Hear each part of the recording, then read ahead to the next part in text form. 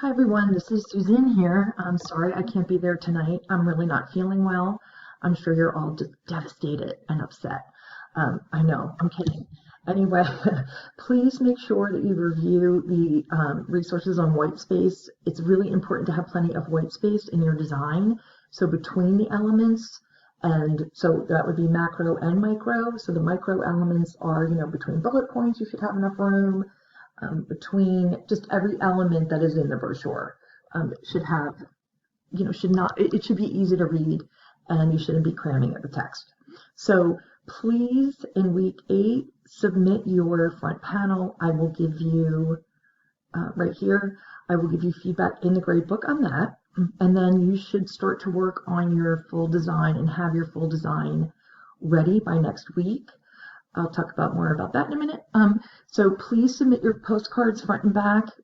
So my grid version, and then you had your grid version, and you might have one back or two backs. It's fine. Some people like to design a second back, but you don't have to. And then your final flyers are due, and I'll let you know if there's any issues before grading on either one of these. But these links are in week 8, so please do that. Then in week 9, I brought this over here. This is the same discussion board space that you're working on. So I want to give you a couple of reminders here, and then some, oops, here we go, there we go. All right, so the basic layout, I just want to review this again. This is what you're submitting tonight, by tonight, is your front panel. So it's going to have an image, and you're going to treat it like we did, either it's part of a grid or it's the full layout. So no plopping down, just random, dogs. And no, only in like kind of a logo can you have like clip art of a dog. Okay. Now you also want to definitely mention the Ask Your Vet for a free sample on the front, just as an enticement. And then the back panel here, this is for the company contact information.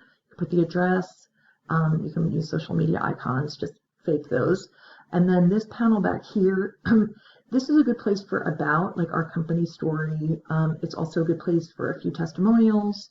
You don't want to put any key nutritional information here or any key features about the dog food itself. That's going to go on this page. Now on this page, this is your inside. Okay, you can treat this as one, well, you can treat this any way you want, any kind of grid pattern that you want.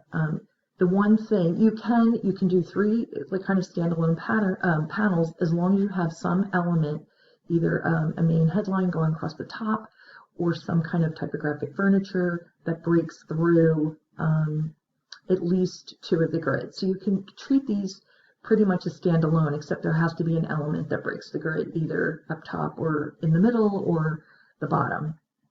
So there is that relationship. So in terms of designing the inside, here is my best advice. For you really want this over here, this whole area here. This is where you really want to make your big play for like the the benefits.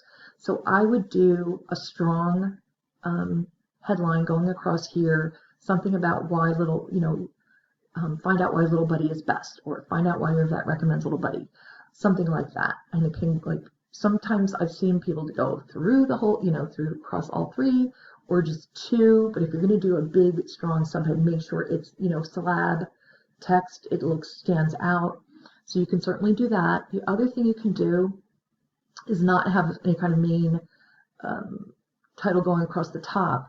What you can do is you can have your subheads that are like really designed to really like as a repetitious element, so all in the same style. And you would do one like maybe here, one here, like why Little Buddy is best, flavors, something like then maybe have one over here, about Ask Your Vet, why Little Buddy's best, something like that. And I'll show you some examples of these things in the video. All right, so, and the second video. So just do your best, okay? It is a lot of information. Just remember photographs for dogs. In the next video, I'm going to talk about how to handle the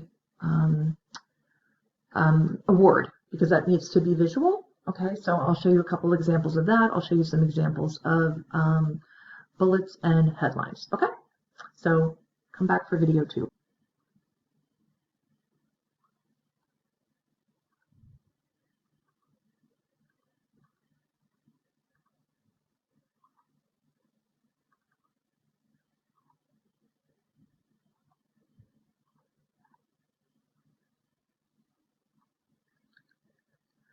Jeez Louise, I can't fucking win here.